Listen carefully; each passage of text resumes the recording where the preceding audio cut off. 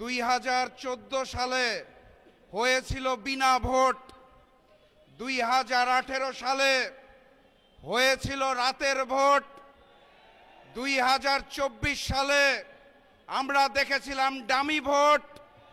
Fascist Sheikh হাসিনার পতনের পর ভেবেছিলাম 2026 সালে হবে আসল ভোট, কিন্তু 2026 সালে হয়েছে ম্যানেজ ভোট।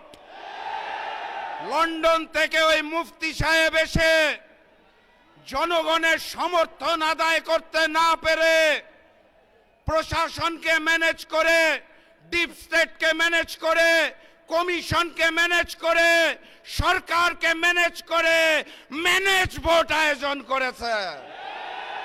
এখানেই শেষ নয়, তারা ভোটের পরে ঝাঁপিয়ে পড়েছে নির্মমভাবে জনগণের উপরে। 2018 সালে ধানের শীষে ভোট দেওয়ার জন্য যেভাবে করে গণধর্ষণ হয়েছিল, 2026 সালে এসে ধানের শীষে ভোট না দেওয়ার কারণে গণধর্ষণ আমরা দেখতে পেয়েছি। মজলুম যখন জালিম হয়ে যায় তখন আল্লাহর আরশ কেঁপে ওঠে। আমি লন্ডনের মুফতি আর নতুন জালেমকে বলতে চাই, মজলুমরা হারতে জানে না, মজলুমরা কাঁদতে জানে না, মজলুমরা থামতে জানে না। আমরাও থামবো না ইনশাআল্লাহ।